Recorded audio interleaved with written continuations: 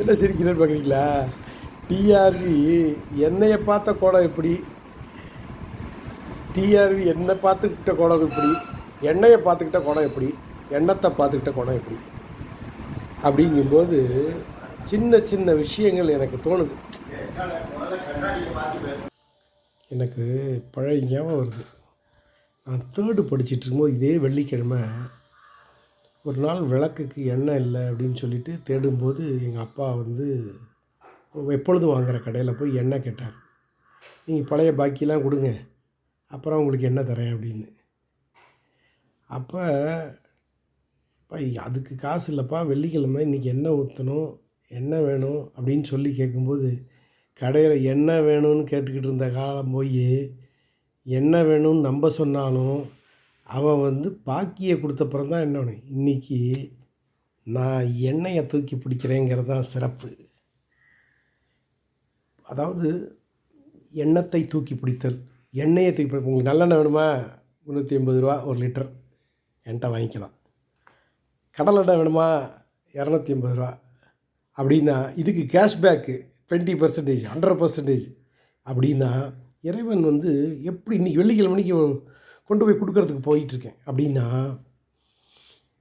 இறைவன் எப்படியெல்லாம் பிளான் பண்ணுறாரு அப்படிங்கிறது நமக்கு புரிஞ்சிருச்சு அப்படின்னா லைஃப் பிகம் ஈஸி. அணுவுக்குள் அணுவாய்,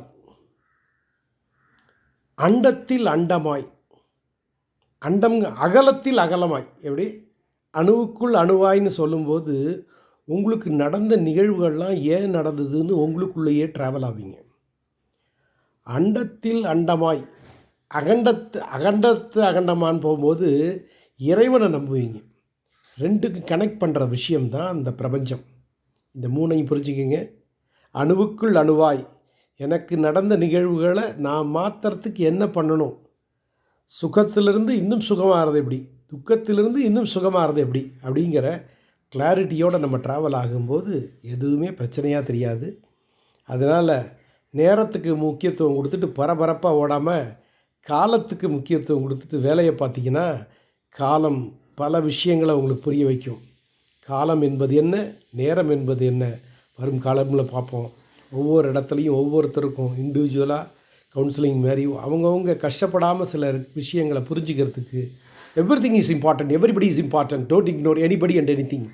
எல்லாமே முக்கியமானது, எல்லாருமே முக்கியமானவர்கள், எதையும் உதாசீனப்படுத்தாதீர்கள்.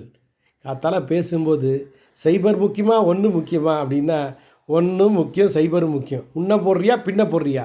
வாழ்த்துக்கள். ஹீலாட்டியாவி திருச்சியிலிருந்து. நன்றி நண்பர்களே.